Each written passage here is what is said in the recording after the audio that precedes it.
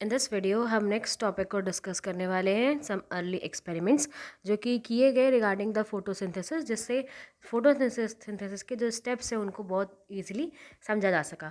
सो ये बहुत इंटरेस्टिंग है अबाउट द सिंपल एक्सपेरिमेंट।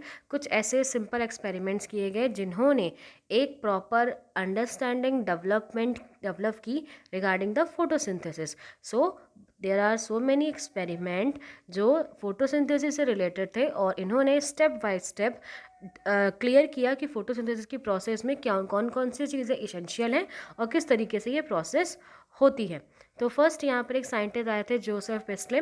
इन्होंने क्या किया, इन 1970 में एक कुछ सीरीज़ की बहुत सारे ऐसे एक्सपेरिमेंट किए। एक्सपेरिमेंट लिखा हुआ, सीरीज़ लिखा हुआ, दैट मीन्स बहुत सारे एक्सपेरिमेंट किए उन्होंने और ये रिवील किया कि बेसिकली जो ग्रीन प्लांट्स होते हैं उनका एक इसेंशियल रोल होता है फॉर द डेवलपमेंट या फिर for the role. That means जो प्लांट हैं वो अपने ग्रोथ के लिए, भैया जब प्लांट अपना ग्रोथ करेंगे तो उनके लिए किसका रोल होता है, एयर का बहुत इंपॉर्टेंट रोल है। और ऑल्सो जो प्लांट्स हैं वो एयर को प्यूरिफाई करने में भी रोल प्ले करते हैं। ये भी आपको दोनों चीज़ें पता चलेंगी। एयर का तो बिल्कुल रोल प्ले है ही है, बिकॉज एयर जब ग्रीन प्लांट्स के पास जाएगी तभी फोटोसिंथेसिस की प्रोसेस हो पाएगी, कार्बन डाइऑक्साइड एंड ऑल। और आफ्टर द प्रोसेस भी वो क्या करते हैं, ऑक्सीजन गैस को इन्वॉल्व करते हैं। तो ये दोनों ही चीज़ें अभी यहाँ पर आपको क्लियर होंगी बाय सम एक्सपेरिमेंट। सो बेसिकली आपको प्रिस्ले के बारे में पता होगा, ये इन्होंने डिस्कवरी की थी ऑक्सीजन की इन 1774 में। किस तरीके से ऑक्सीजन रिवॉल्व होता है ये सारी चीज़ें उन्होंने बताई थी। सो प्रिस्ले ने क्या किया था, उन्होंने एक कैंडल ली, एक्सपेरिमेंट है ये उनका। उन्होंने एक कैंडल ली और उसको एक क्लोज्ड स्पेस में एक बेल जार में वो बंद कर दिया। कुछ समय बाद क्या हुआ, वो कैंडल बुझ गई। सिमिलरली उन्होंने क्या किया, एक माउस लिया, एक लिविंग एनिमल है वो, एक माउस लिया उन्होंने और उस माउस को भी क्या किया, एक क्लोज्ड स्पेस में बंद कर दिया। तो वो जब क्लोज स्पेस में रहा तो वो क्या हो गया, वहाँ पे सफोकेट होने लगा, वो सफोकेशन होने लगी और सफोकेशन होने की वजह से वो भी क्या हो गया, बहुत जल्दी ही वो मर गया। तो ये उन्होंने कंक्लूड किया यहाँ से कि जो बर्निंग कैंडल है, यानी कि जो कैंडल बर्न हो रही थी और जो एनिमल है यहाँ जो माउस की तरह यूज़ किया गया था, वो ब्रीदिंग करते हैं, हमें पता है, हम सब जानते हैं कि जो भी एनिमल्स हैं या प्लांट्स हैं या जो कैंडल में जो एयर बर्न हो रही है, कि जो भी चीज़ें हैं, ये एनिमल्स बेसिकली ब्रीदिंग करते हैं। और ब्रीदिंग करने में वो क्या यूज़ करते हैं, ऑक्सीजन। और जब हमने उन्हें पर्टिकुलर जगह पे जब हमने बंद कर दिया, सो जब भी आप कोई भी एक जगह है, कोई नॉर्मल बेल जार हो या फिर कोई वीक खाली ग्लास या कोई कोई खाली जगह होती है तो वहाँ पर एयर होती है। सो उनके अकॉर्डिंग तो बेल जार था, उसमें एयर होनी चाहिए थी। तो वो एयर जो यूज़ कर रहा था वो living animal, after some time वो मर गया। दैट मीन्स कि उसके वो कोई ऐसी प्रोसेस कर रहा है जिसकी वजह से जो एयर के मॉलिक्यूल्स हैं वो क्या होते जा रहे हैं, डैमेज होते जा रहे हैं। Damage in the sense, because आज हमें इन सब चीज़ों के बारे में पता है तो हम अभी ये बता सकते हैं कि जो एनिमल है वो रेस्पिरेशन या ब्रीदिंग की प्रोसेस कर रहे हैं जिसके थ्रू कार्बन डाइऑक्साइड रिलीज होती जा रही है। एंड कार्बन डाइऑक्साइड जैसे जैसे से उस बेलजार में बढ़ती गई होगी तो, और ब्रीदिंग की प्रोसेस में हमें क्या चाहिए था, ऑक्सीजन। तो ऑक्सीजन अगर कम होती जाएगी, कार्बन डाइऑक्साइड बढ़ती जाएगी, तो ऑफकोर्स जो कैंडल है वो बर्न नहीं हो पाएगी, बिकॉज ऑक्सीजन हेल्प करता है बर्निंग में, कोई और गैस नहीं करती हेल्प। कार्बन और उसके बर्निंग के बाद कार्बन डाइऑक्साइड रिलीज होती है। और वहीं एनिमल के केस में भी यही है कि वो रिस्पिरेशन के लिए, ब्रीदिंग के लिए ऑक्सीजन का यूज़ करता है। बट क्योंकि बेलजार बिल्कुल क्लोज है हर तरफ से, तो वहाँ पर कोई भी गैस नहीं पहुँच पा रही थी, और कार्बन डाइऑक्साइड परसेंटेज बढ़ने की वजह से दोनों ही सिचुएशंस में ना कैंडल सर्वाइव कर पाई और ना ही एनिमल। सो लेकिन उस टाइम इतना तब नहीं पता था, पर उन्होंने इतना पता लगाया कि कुछ ऐसी प्रोसेस है जिसके थ्रू जो भी एयर है वो डैमेज हो जा रही है। अब उन्होंने नेक्स्ट एक्सपेरिमेंट किया जिसमें उन्होंने एक मिंट का प्लांट लिया और मिंट के प्लांट को सेम बेलजार के अंदर रख दिया। अब जब उन्होंने मिंट का प्लांट यूज़ किया तो उन्होंने देखा कि अब जो माउस है वो भी काफ़ी टाइम तक अलाइव है, बहुत लंबे टाइम तक अलाइव है, वो प्रॉपर अलाइव है, जिंदा है, और कैंडल भी कंटिन्यूसली बर्न करती जा रही है। तो यहाँ पर प्रिस्ले ने एक हाइपोथेसिस दी कि जो प्लांट्स हैं वो ब्रीदिंग के लिए एक ऐसी प्रोसेस करते हैं, वटेवर कुछ भी ऐसी एक प्रोसेस होती है जिसके थ्रू जो भी मटेरियल्स या जो भी चीज़ें निकलती हैं बाय द बर्निंग प्रोसेस, जो भी गैसेस वहाँ पे निकल रही हैं बर्निंग की कैंडल के बर्न से या ब्रीदिंग ऑफ एनिमल से, वो उनको रिमूव करता है, उनको प्योरीफाई करता है, और ऐसी गैस जो उनके लिए लाइफ के लिए इम्पॉर्टेंट है वो प्लांट्स प्रोड्यूस करते हैं। तो ये इन्होंने फर्स्ट एक्सपेरिमेंट किया। जो कि यहाँ पे आपको कुछ इस तरीके से दिखाया गया है। यहाँ पे बेल जार और कैंडल को एक साथ दिखा दिया कि कैंडल है, ये माउस है, ये एक पर्टिकुलर बेल जार में थे। अब ये बर्न हो रहा है, उससे भी कार्बन डाइऑक्साइड आएगी, रेस्पिरेशन है उससे भी कार्बन डाइऑक्साइड आएगी। तो कार्बन डाइऑक्साइड का परसेंटेज यहाँ पर ज़्यादा हो गया था, जिसकी वजह से ना तो कैंडल बहुत दिन तक सर्वाइव कर पाएगी और ना ही माउस। इन नेक्स्ट एक्सपेरिमेंट क्या किया इन्होंने, एक प्लांट को यहाँ पर रखा हुआ है। अब अगर इन्होंने एक प्लांट को यहाँ पर रखा है तो प्लांट क्या करेगा, कार्बन डाइऑक्साइड जो बाय द कैंडल और बाय द माउस रिलीज हो रहा है उसको वो ले लेगा और यहाँ पर फोटोसिंथेसिस की प्रोसेस करेगा और उसके थ्रू क्या रिलीज करेगा, ऑक्सीजन। और अगर ऑक्सीजन होगी तो कैंडल प्रॉपर तरीके से बर्न भी करती रहेगी और माउस ईजिली सर्वाइव भी कर पाएगा। तो यहाँ पर ये पता चला कि plants are very essential for the breathing, because जो भी मटेरियल यहाँ पे फॉर्म होता है by the burning and by the breathing, उस प्रोसेस उस मटेरियल्स को रिमूव करके फ्रेश या ऐसी एयर जो कि हमारे लिए इंपॉर्टेंट है वो प्रोड्यूस करते हैं प्लांट्स। तो ये इन एक्सपेरिमेंट से यहाँ से पता चला। आफ्टर दैट अब आप कुछ यहाँ पे बताया गया कि आप कैसे कुछ सोच सकते हैं कि किस तरीके से पिछले सर ने जो उनका एक्सपेरिमेंट है वो किया होगा और कैसे उन्होंने ये कैंडल और प्लांट का जो यूटिलिटी इसको इस एक्सपेरिमेंट में करके बताया। सो यहाँ पर बेसिकली इन्होंने ये चीज़ एक्चुअली ये क्या कर रहे थे, ये जो कैंडल बर्न होती है वो क्या प्रोसेस है, किस तरीके से बर्न होती है, वो उन प्रोसेस पे वर्क कर रहे थे। देन उन्होंने डिफरेंट काइंड ऑफ सेटअप सोचा और फिर ये जो उन्होंने भी बताया कि जो एयर है उस पर डिपेंडेंट होती है कुछ प्रोसेस, वो आगे जाकर उन्होंने आगे बताई थी। सिमिलरली जो अभी आपने सेटअप देखा, ऐसा ही एक सेटअप जो पिछले ने यहाँ पर यूज़ किया है, उसके जैसा एक और सेटअप था जो कि यूज़ किया था जॉन इंजन हाउस ने क्या किया था, सेम ऐसे ही कुछ सेटअप था, बट उन्होंने एक बार इस सेटअप को डार्क में रखा, दूसरे सेटअप को सनलाइट में रखा, जिससे इन्होंने ये देखा कि एक्चुअली में जो प्लांट लगा हुआ है, बिकॉज अभी आपने बेलजार में देखा कि कैंडल है और एक एनिमल है और एक यहाँ पे एक प्लांट भी तो है, तो वो प्लांट किसके ऊपर सर्वाइव करे, जैसे मैंने अभी वहाँ पे बोला कि वो फोटोसिंथेसिस कर रहा है तो वो सर्वाइव कर पा रहा है। तो यहाँ पर जब उन्होंने प्लांट को कहाँ पे रखा था, सनलाइट के अंदर रखा था, सनलाइट के अंदर के रखा तो वो प्रॉपर प्रोसेस कर रहा था, जो प्रोसेस होनी चाहिए, प्यूरिफिकेशन हो रही थी, जो भी वहाँ पर चीज़ें हैं प्रॉपर अच्छी तरीके से हो पाई। लेकिन अगर जब उन्होंने डार्क में रखा तो एट दैट टाइम फोटोसिंथेसिस की प्रोसेस नहीं हो रही थी। अगर फोटोसिंथेसिस की प्रोसेस नहीं हो पाएगी तो प्लांट धीरे धीरे क्या हो जाएगा, वो ख़राब होने लगेगा। प्लांट अगर डेथ हो जाएगी तो इन शॉर्ट जो एनिमल और कैंडल है दोनों ही वहाँ पर बंद हो जाएंगे। तो यहाँ पर यही पता चलता है कि जो प्लांट्स हैं उनकी जो प्रोसेस है उनके ग्रोथ के लिए sunlight is very very essential. Also इन्होंने एक और एक्सपेरिमेंट किया था, जिस एक्सपेरिमेंट में एक्वेटिक प्लांट का यूज़ किया था। एक एक्सपेरिमेंट किया जिसमें एक एक्वेटिक प्लांट यूज़ किया। उस एक्वेटिक प्लांट को इन्होंने क्या किया, पानी के अंदर इस तरीके से रखा तो उन्होंने पानी के पास कुछ छोटे छोटे बबल्स दिखाई दिए थे। और ये कब, जब उन्हें हम सनलाइट में रख रहे थे, जब हमने उन्हें सनलाइट के अंदर रखा तो वहाँ पे कुछ स्मॉल बबल्स दिखाई दे रहे थे around the green plant.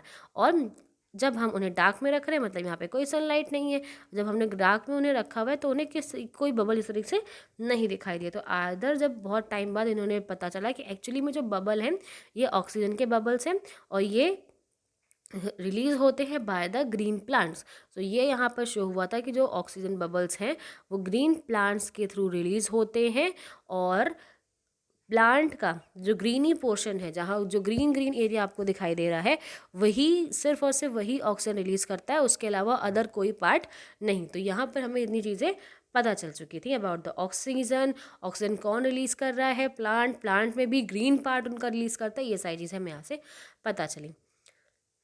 Okay, अब it was not until about अभी तक, मतलब इन 1854 तक, जब तक जो साइंटिस्ट जूलियस वॉन थे, जूलियस वॉन स्कॉच, इन्होंने प्रोवाइड किया एक और एविडेंस जिसमें इन्होंने बताया कि जो फोटोसिंथेसिस की प्रोसेस है या जो भी प्रोसेस हो रही है जो प्लांट प्रोसेस करते हैं इनके थ्रू वो ग्लूकोज का फॉर्मेशन करते हैं और ग्लूकोज का फॉर्मेशन करते हैं और जिस वजह से प्लांट उसे यूटिलाइज करते हैं, धीरे धीरे ग्रोथ उनकी होती रहती है। ये जो ग्लूकोज है ये स्टार्च के रूप में वो स्टोर करते हैं। उन्होंने स्टडी किया, उन्होंने बताया कि जो ग्रीन सब्सटेंस है प्लांट में, एक ग्रीन सब्सटेंस होता है, ग्रीन सब्सटेंस क्या एक स्पेशल बॉडी होती है जिसे हम क्लोरोफिल कहते हैं, वो क्लोरोप्लास्ट के अंदर है, जो आगे जाके बताया गया था कि क्लोरोप्लास्ट होता है प्लांट सेल में जिसके अंदर क्लोरोफिल मौजूद होता है। तो ये जो ग्रीन पार्ट है होता है प्लांट्स का, यही क्या करता है, ग्लूकोज को फॉर्म करता है। इसी पर्टिकुलर पार्ट में ग्लूकोज फॉर्म होता है, और जो ग्लूकोज यहाँ पर बनता है वो यूजुअली स्टोर्स होता है एज अ स्टार्च। स्टार्च की तरह जब वो ग्लूकोज को स्टोर करेंगे तब वो धीरे धीरे ग्रोथ करते रहते हैं। तो इस तरीके से अब हमें क्या क्या पता चला, हमें ये पता चला कि for the process, photosynthesis process के लिए सनलाइट एसेंशियल है। सनलाइट में भी जो ग्रीन पार्ट है, ग्रीन लीफ का पार्ट जो ग्रीन होता है वो इसेंशियल है। ग्रीन पार्ट में ही उन्हें क्या मिला, क्लोरोफिल मिला। क्लोरोफिल में भी उन्होंने देखा कि कुछ पर्टिकुलर स्पेशल बॉडीज़ होती हैं, वो क्या बना रही हैं, ग्लूकोज बना रही हैं, और ग्लूकोज ही वो स्टोर करते हैं as a form of starch, और उस स्टार्च को वो यूटिलाइज करते हैं फॉर देयर ग्रोथ। तो इतनी सारी चीज़ें हमें पता चली। सो अभी भी जो हम फोटोसिंथेसिस की प्रोसेस पढ़ते हैं वो एक ऐसी प्रोसेस नहीं है कि किसी एक साइंटिस्ट ने सर्च करके दी, बहुत सारे साइंटिस्ट ने अपने अपने एक्सपेरिमेंट करके कुछ मेजर बेसिक्स बताए, और उसके बाद उन सबको जब एक साथ किया गया तब फोटोसिंथेसिस की प्रोसेस को बताया गया। नाउ कंसिडर, अब एक और इंटरेस्टिंग एक्सपेरिमेंट यहाँ पे किया था बाय टीवी एंगलमैन। इन्होंने क्या किया था, एक यूजिंग अ प्रिज्म, इन्होंने प्रिज्म यूज़ किया, और प्रिज्म से जो सनलाइट आती है उस सनलाइट को पास किया, मतलब एक सनलाइट है उसको प्रिज्म से पास किया। अब आप सनलाइट को प्रिज्म से पास करोगे तो वो क्या होगी, वो अब जो स्पेक्ट्रम होता है उसमें वो उनके कंपोनेंट में अलग अलग हो गई, ठीक है। अब अभी जो स्पेक्ट्रम है, अब इस स्पेक्ट्रम को इन्होंने किसी एक ग्रीन क्यों लिया, ताकि वो फोटोसिंथेसिस कर सके। तो ये ग्रीन एल्गी कुछ इस तरीके से होगा, उस ग्रीन एल्गी के ऊपर इन्होंने सनलाइट को डाला। तो और वो ग्रीन एल्गी कैसा था, एरोबिक बैक्टीरिया था जो एरोबिक रिस्पायरेशन कर सके, ऐसा बैक्टीरिया यहाँ पे रखा गया था। उन्होंने ये देखा कि जो ये बैक्टीरिया है जो कि यहाँ पर उन्होंने यूज़ किया है, बेसिकली वो ऑक्सीजन को इवेल्युएट कर रहा है, ऑक्सीजन को फॉर्म करना स्टार्ट कर रहा है, बिकॉज एरोबिक है तो ऑक्सीजन की प्रेजेंस में वो करेगा रेस्पिरेशन प्रोसेस। तो वहाँ पर इन्होंने देखा बेसिकली जो ये बैक्टीरिया है ये एक्यूमुलेट हो जाते हैं basic on the blue and red light. मतलब जो हमारे स्पेक्ट्रम है, इस स्पेक्ट्रम में जो ब्लू और जो रेड लाइट है, यानी ब्लू और जो रेड लाइट का रीज़न है, सिर्फ इसी रेड स्प्लिट जो स्पेक्ट्रम है यहाँ पर ही वो बैक्टीरिया आपको ज़्यादा ग्रो करते हुए दिखाई दे रहे हैं। बाकी जो अदर स्पेक्ट्रम है, द फर्स्ट एक्शन जो फर्दर अदर एक्सपेरिमेंट है रिगार्डिंग सनलाइट से जो अदर डिफरेंट स्पेक्ट्रम मिल रहे हैं, उनके कंपैरिजन में सिर्फ ब्लू और रेड लाइट वाले जोन पर ज़्यादा स्पेक्ट्रम या ज़्यादा बैक्टीरिया एक्यूमुलेट हो गए, वहाँ पर जाकर उस पर्टिकुलर रीजन में अटैच हुए। तो ये फर्स्ट एक ऐसा एक्सपेरिमेंट था जो कि फोटोसिंथेसिस के बारे में बताता है कि जो क्लोरोफिल है, एक्चुअली जो क्लोरोफिल है वो कुछ सनलाइट को अब्जॉर्व करता है, एक स्पेसिफिक स्पेक्ट्रम जो होता है अब्जॉर्ब कर लेता है उस स्पेक्ट्रम को, और बेसिकली वो कैसा होता है, रेड और ब्लू लाइट के जो स्पेक्ट्रम है उनको वो अब्जॉर्व करता है, जिसे हम क्लोरोफिल ए या क्लोरोफिल बी के नाम से जानते हैं। ये आगे आप इसी चैप्टर में आगे पढ़ेंगे क्लोरोफिल ए और क्लोरोफिल बी किस तरीके से लाइट अब्जॉर्व करता है। तो ये यहाँ पर इन्होंने बताया।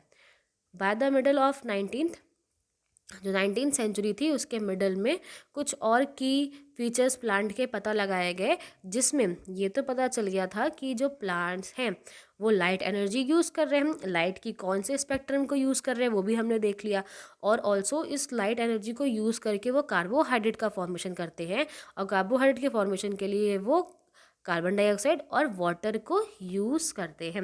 एक एम्पेरिकल फॉर्मूला देख लिया जाए, मतलब जो भी वो चीज़ें हम यहाँ पे यूज़ कर रहे हैं वो उनका जितना जितना सब्सटेंस बन रहा है उसके अकॉर्डिंग हमने एक एम्पेरिकल फॉर्मूला यहाँ पर देखा, और उसके रिगार्डिंग इक्वेशन दी, कि अर्लियर इक्वेशन है, इन स्टार्टिंग में इक्वेशन दी गई थी जहाँ पर कार्बन डाइऑक्साइड वाटर या कार्बन डाइऑक्साइड वाटर सनलाइट की प्रेजेंस में वर्क करते हैं। तो यहाँ पर क्या बनता है, H2O CH2O और ऑक्सीजन गैस यहाँ पर इवॉल्व होती है। एक्चुअली जो CH2O है वो कार्बोहाइड्रेट को रिप्रेजेंट कर रहा है। एक सिंपल मॉलिक्यूल यहाँ पर बताया गया है, जैसे आपको मैं बताऊँ CH2O लिखा हुआ है ना, ये सिंपल फॉर्म में लिखा गया। अगर आप इसको 6 से मल्टीप्लाई कर दो, अगर आप इसके आगे 6 लिख दोगे तो ये क्या बन जाएगा, C6, ठीक है। हाइड्रोजन इस क्योंकि यहाँ पे 6 के कितने मॉलिक्यूल हो गए 6, कार्बन के कितने मॉलिक्यूल हो गए 6, अब ऑक्सीजन के पास पहले से 2 लगा हुआ, ये 6, तो H क्या हो गया 12, और ऑक्सीजन के पास भी क्या हो गया 6। तो ये क्या है, सिंपल एक ग्लूकोज का मॉलिक्यूल है अगर आप 6 कार्बन्स की चेंज को वहाँ पर यूटिलाइज करोगे। यहाँ पे बताया भी गया कि कार्बोहाइड्रेट और बेसिकली ग्लूकोज है जहाँ पर 6 कार्बन की शुगर को यूज़ किया जाता है। तो ये अर्ली एक्सपेरिमेंट अगली इक्वेशन है जो यहाँ पे बताई गई थी। आफ्टर दैट फोटोसिंथेसिस को समझने का एक माइलस्टोन मतलब मील का एक पत्थर उन्होंने लाके बता दिया कि एक्चुअली में ये प्रोसेस कैसे होती है। तो बाय अ माइक्रोबायोलॉजिस्ट, एक माइक्रोबायोलॉजिस्ट थे कार्निवरस वॉन नील, जिन्होंने स्टडी की थी about the purple and green bacteria, और उन्होंने ये डिमॉन्स्ट्रेट किया, बताया कि जो फोटोसिंथेसिस है वो एक लाइट डिपेंडेंट रिएक्शन है, और इस लाइट डिपेंडेंट रिएक्शन में हाइड्रोजन क्या करता है, कार्बन डाइऑक्साइड को रिड्यूस करता है। That means hydrogen carbon dioxide का रिडक्शन करता है, और इस रिडक्शन की वजह से जो कंपाउंड्स हैं यानी कि जो कार्बोहाइड्रेट्स हैं उनका फॉर्मेशन होता है। ये यहाँ पर इन्होंने बताया। दैट मीन्स ये क्या कहना चाह रहे थे, जैसे कि अब तो यहाँ पे बताया गया है कि H2 यहाँ पर ए कोई भी उन्होंने एक पर्टिकुलर एलिमेंट ले लिया और यहाँ पर H2A को उन्होंने यूज़ किया विथ कार्बन डाइऑक्साइड। तो उन्होंने देखा कि जो H2 है ये H यहाँ से रिलीज होकर इस कार्बन के साथ अटैच हो जाता है, कार्बन डाइऑक्साइड के साथ अटैच हो जाता है और क्या बनाता है, H2O बनाता है, CH2O बनाता है। और जो ये A है ये सिंपली यहाँ पर अलग हो गया। हम ये जानते हैं कि ऑक्सीडेशन क्या होता है। ऑक्सीडेशन दैट मीन्स ऑक्सीडेशन मतलब जब कोई एलिमेंट है उससे ऑक्सीजन आकर ऐड हो जाए। ठीक है, कोई एलिमेंट है उससे ऑक्सीजन आके ऐड होता है और वहाँ से H रिलीज हो जाए, H वहाँ से हट जाता है, हाइड्रोजन वहाँ से हट जाए, तो उस पर्टिकुलर एटम का क्या हुआ, यहाँ पर ऑक्सीडेशन हुआ। जैसे यहाँ पर आपको ये H2A लिखा हुआ है, इस H2O का यहाँ पर क्या हो गया, ऑक्सीडेशन हो गया। क्यों? क्योंकि H यहाँ से रिमूव हो रहा है। ऑक्सीडेशन दो तरीके से होता है, या तो ऐड हो जाए, कौन, ऑक्सीजन अगर ऐड होती है तो ऑक्सीडेशन होता है, या फिर रिमूव हाइड्रोजन, अगर हाइड्रोजन रिमूव होती है तो भी ऑक्सीडेशन होता है। तो यहाँ पर क्या हो रहा है कि ये जो H2A है, आगे हम इसी जगह H2O का यूज़ करेंगे और H2O में ऑक्सीजन, ये वो जो वाटर मॉलिक्यूल है, वाटर मॉलिक्यूल ऑक्सीडाइज हो जाएगा। क्यों? क्योंकि यहाँ से H रिलीज हो गया और वो किससे जाके अटैच होता है, CO2 से, जो कार्बन डाइऑक्साइड है, इससे H जाकर H2 इसमें ऐड हो जाएगा। सो यहाँ पर क्या हो रहा है, रिडक्शन। एंड रिडक्शन क्या होता है, reduction is the addition of H2। अब यहाँ पे क्या हो रहा है, यहाँ पर H2 आकर अगर ऐड हो जाता है तो जो जिस पर्टिकुलर सब्सटेंस में वो आके ऐड हो रहा है उसको वहाँ पे क्या हो रहा है, रिडक्शन। तो इस तरीके से इन्होंने प्रोसेस बताई कि जो H2O है यानी वाटर मॉलिक्यूल है, वाटर मॉलिक्यूल की जगह इन्होंने यहाँ पर दूसरा एक एक्सपेरिमेंट लिया, दूसरा एक कंपोनेंट लिया H2A, और इसको जब इन्होंने यूज़ किया तो उन्होंने देखा कि ये इस कार्बन डाइऑक्साइड के साथ अटैच हो गया और उन्होंने उसे रिडक्ट कर दिया।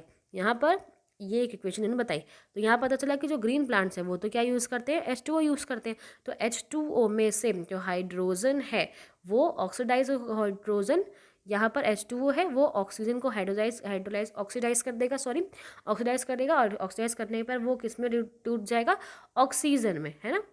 ठीक है, और यही ऑक्सीजन वहाँ से अलग हो जाएगी बिकॉज, और ये जो H है वो कहाँ चला जाएगा, कार्बन डाइऑक्साइड के पास। कुछ ऐसे भी ऑर्गेनिज्म हैं जो कि फोटोसिंथेसिस प्रोसेस तो करते हैं बट उसमें वो ऑक्सीजन को यूज़ नहीं करते, ऑक्सीजन को रिलीज़ नहीं करते। वो ऐसा इसलिए करते हैं बिकॉज बहुत सारे ऐसे एलिमेंट हैं जो H2S का यूज़ करते हैं। ऑर्गेनिक्स की बात, जो सिंपल ऑर्गेनिज्म है उनको हम बता रहे हैं, तो वो H2S यूज़ करते हैं। अगर H2S यूज़ करेंगे तो उस दौरान जो H2 है वो तो है यहाँ पर और यही रिडक्शन का प्रोसेस करेगा। तो जो हाइड्रोजन डोनर है वो पर्पल और जो ग्रीन सल्फर बैक्टीरिया होते हैं वो बेसिकली यहाँ पर ऑक्सीडेशन करते हैं, किसका, H2S का ऑक्सीडेशन हो जाता है, जिसकी वजह से S अलग हो जाता है और जो प्रोडक्ट मिलता है वहाँ पर आपको लास्ट में सल्फर या सल्फर डिपेंडिंग जो अदर ऑर्गेनिज्म है वो मिलेंगे, H2O नहीं मिले, सॉरी मतलब O2 नहीं मिलेगी। ऐसा क्यों?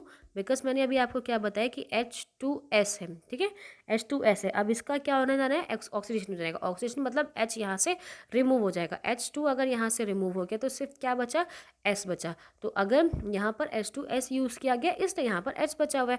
अगर हम वाटर को यूज़ करते हैं तो वाटर को यूज़ करने के बाद ये H2 यहाँ से हट जाएगा और सिर्फ क्या बचेगी, ऑक्सीजन बचेगा। तो इसीलिए हम क्या यूज़ कर रहे हैं इसके ऊपर भी डिपेंड होता है।